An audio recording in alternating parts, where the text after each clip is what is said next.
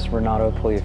I am 43 years old and I live in Gowanus, Brooklyn. I'm one of the owners of Baked, a bakery here in Brooklyn and in Manhattan, and also in Tokyo. And I'm also a cookbook author.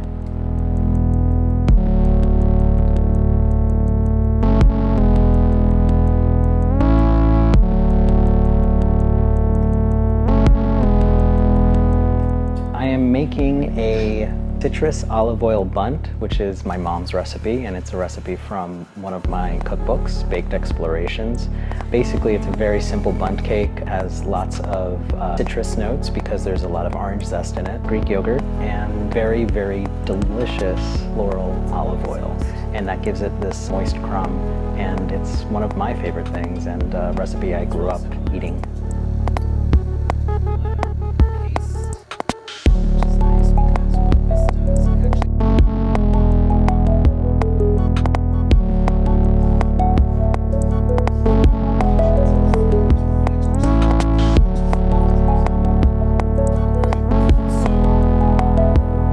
I grew up with my mom baking this recipe. It was one of the few baked goods she made. My mom's a great cook, but she didn't bake that often. So whenever she made this, it was usually for a special occasion or, you know, when we would have guests over. It was always very simple. Her version usually had lemon zest in it, but when she handed the recipe over to me, I made it with orange. Always tried to find the best olive oil to kind of really heighten the flavor. I think that is super kind of like nostalgic for me with this recipe is that it's the one thing that I just always remember seeing her make. And the thing that stands out most was that she had this small container of sour cream, and she would use that container to measure all of the ingredients for this particular cake. And to this day, she still has that little container, so whenever she makes this cake, she measures everything out by the size of that sour cream container.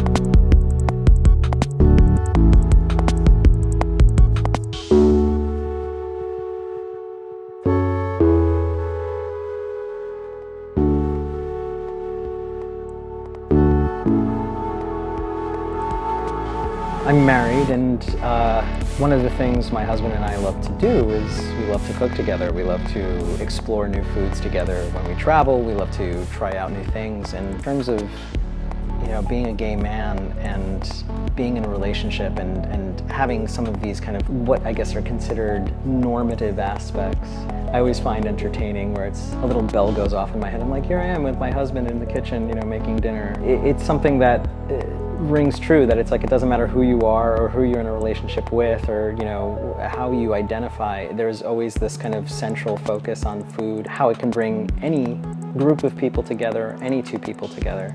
And I always find that fascinating, that it's just like, you know, when it comes down to it, it's just about what you're eating.